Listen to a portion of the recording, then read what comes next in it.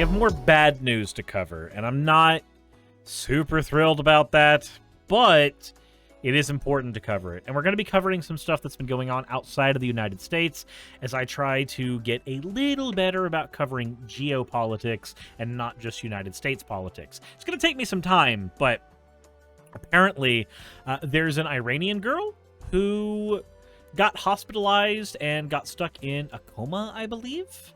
We're going to cover that. That's, here we are. Jake says, also, Suris, you did not do fan art for the last topic. Jake, fan art is put at the end of videos now. It's recorded separately, completely.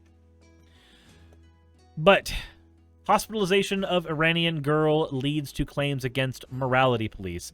This incident puts the country back on edge a year after mass protests over the death of Masha Amini. There was a 16-year-old girl in Tehran, and she was hospitalized. And this is as of the 3rd of October, so this is decently recent. This has led to accusations by a rights group and activists saying that she was beaten into a coma by Iran's morality police, putting the country back on edge after a year of mass protests. Footage of the incident showed a girl being carried off a train by other girls at a metro station and placed on the platform, where she stays still and is apparently unconscious. Jesus Christ. The entire concept. I don't care if somebody wants to go, it's a different country, they have different rules, and that's okay. No, the fuck it's not. Morality police are not okay. Your position on the map does not change how morality works. It doesn't change right and wrong. Like, right and wrong are not based off of position geographically. At all. Yeah, morality police are not moral. They are not. According to Henga, an exiled human rights organization, Armida Garwand sustained severe physical assault by the morality police for not complying with national rules on the hijab. So, hijab is basically the uniform that you have to wear if you are under Islam, typically. Usually it consists of wearing a headdress and making sure that your body is covered modestly, but it can be stricter than that. It can be. So, telling people that they must be clothed in any particular way, I think is just absolutely immoral. I do. I've never been comfortable with the concept of hijab or really any religious garb that forces somebody to be in it.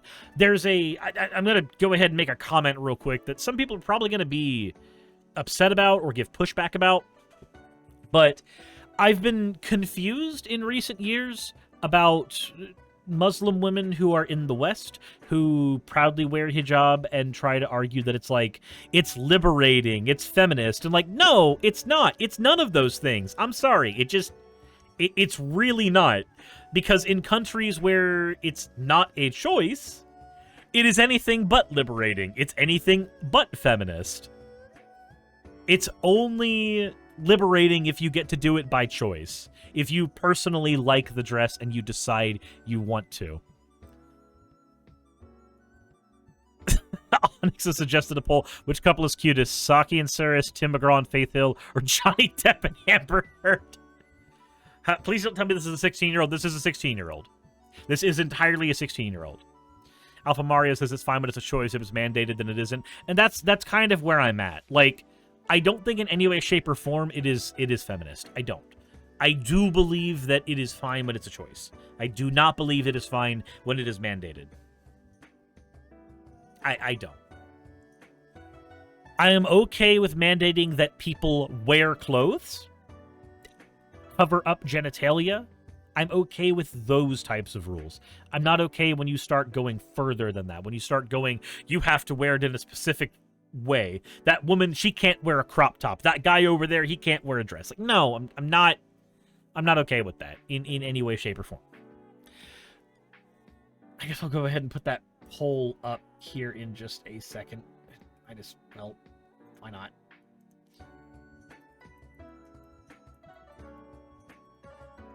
Actually, no, I'm not doing that. I'm not doing that in the middle of a topic. What am I doing?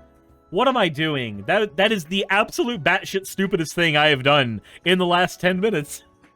It's just like turned around. Hold on, I'm gonna pause real quick. I'm just gonna start doing this. No, I'm gonna do that. I'm gonna do that after the topic. Brain's not good. Brain's bad. State-run media, which publishes edited footage of the event, claims the girl had instead fainted after a drop in blood pressure, leading her to hit the side of the train carriage. The published footage does not show what happened inside the train, only the girl walking on and then being carried out, apparently by friends.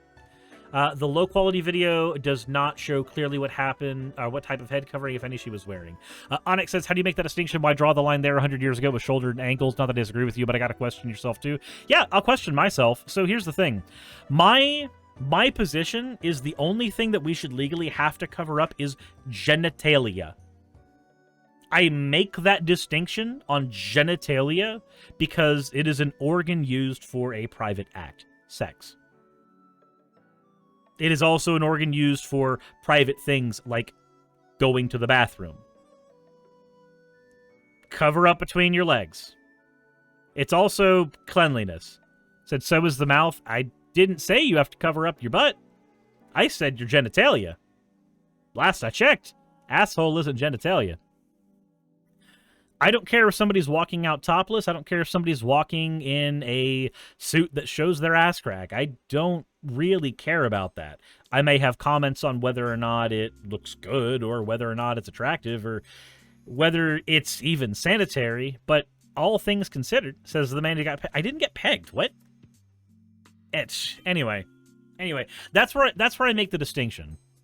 Like an actual sexual organ, the organ that is used primarily in sex, your genitalia. I understand that you can use other things for sex, but I'm not going to tell people to start covering up their hands just because they know how to give the homie a reach around. So there's my distinction, and that's the reason why.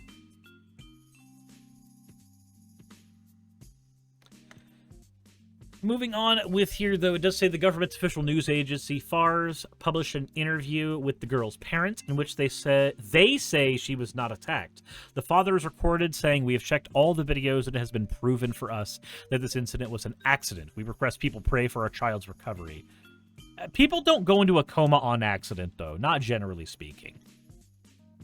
Said, but hand-holding is the lewdest act. Hand-holding can get you pregnant, and I'm still not saying people need to wear gloves before hand-holding. I'd say anus, too. By your definition, it's not genitals, but it is used for going for the bathroom. Well, the good news is your anus is generally covered by your ass cheeks. I say this because, like, there are people who will wear bathing suits that literally exist inside their ass cheeks as they're going out to the beach, and I think that's fine. Like, I don't think there's anything necessarily wrong with that. If people want to wear that kind of stuff, then they can. Iranian authorities have published forced interviews with family members in the past, though, leading to accusations online that Armita's parents were coerced into speaking. Onyx says, only if you're fat enough. You don't have to be fat to have a thick ass. What? Suris only says that because he got pregnant by hand-holding? Jesus Christ.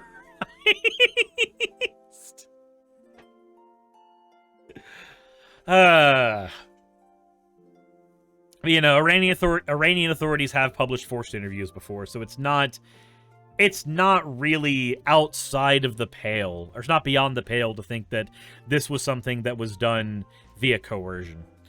A journalist from the reformist newspaper Sharg, who's been trying to cover the story by going to the hospital, was briefly arrested.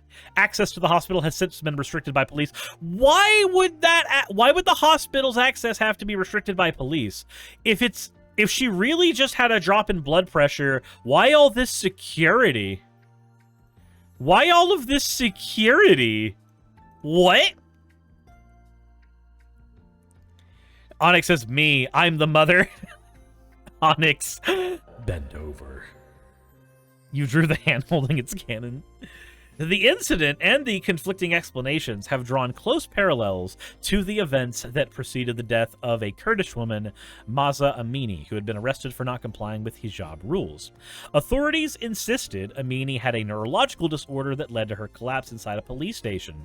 Ah, yes, she just happened to collapse inside the police station and then died. Her family never accepted the explanation for her subsequent death in a coma, again, and said that they had been denied the right to choose the doctor to conduct the post-mortem examination. You don't need all of this security around people if you are not trying to control them.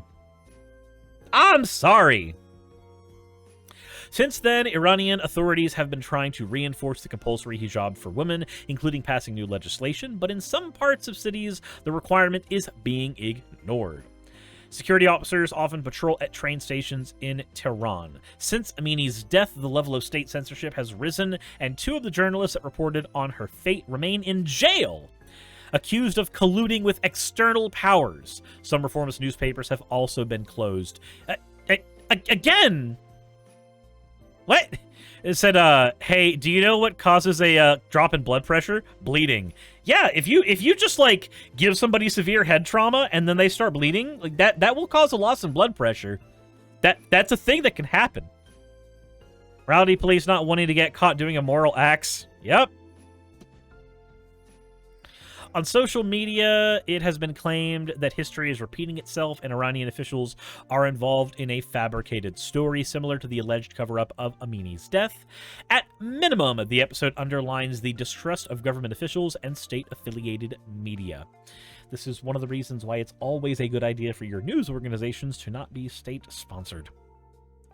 The lawyer for Amini, Saleh Nikbat, is in court facing charges for propaganda against the regime, including for challenging the official forensics accounts of Amini's death and for speaking to local and foreign media about Iran. Jesus Christ! So, this is, I'm just gonna go ahead and say right now, this is why theocracy bad. This is why theocracy is bad. Anybody who actually believes that it's okay to have a theocracy of any religion, I don't care how progressive yours is, I don't give a shit. I don't give a shit. This is what happens when you have a theocracy. Plain and simple.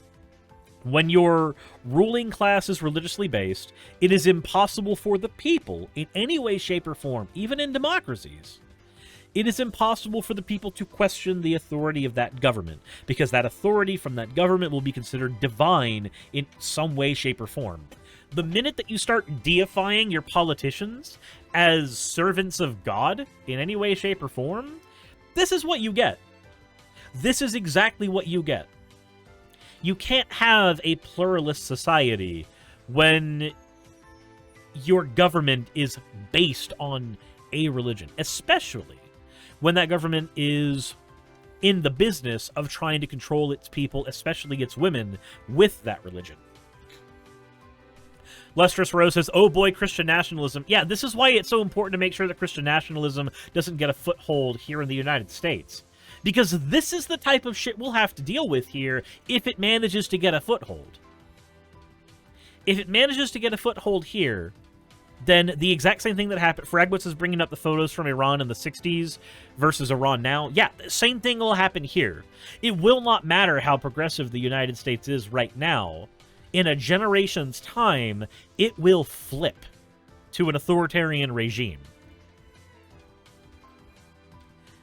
I feel awful for the parents in this situation because they're probably getting a shit ton of pressure by the local government. I'm also saying that religious nationalism is probably the cause of many, many, many wars, especially ones happening recently. Weird. Lustrous Rose says, my greatest fear is Christian nationalism. Some Christians think that track runners are witches because they run fast.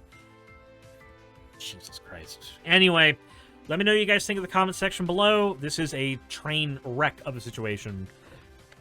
As always, guys, insert end of video tagline here. Alright, I forgot that there was more fan art that I needed to do because I'm bad at counting, but here we are! Thank you for making it to the end of the video. Depending on which one this got poked onto the end of, things are either really good for you or you are livid. Probably livid. Probably livid. Let's be honest. I don't cover easy stuff.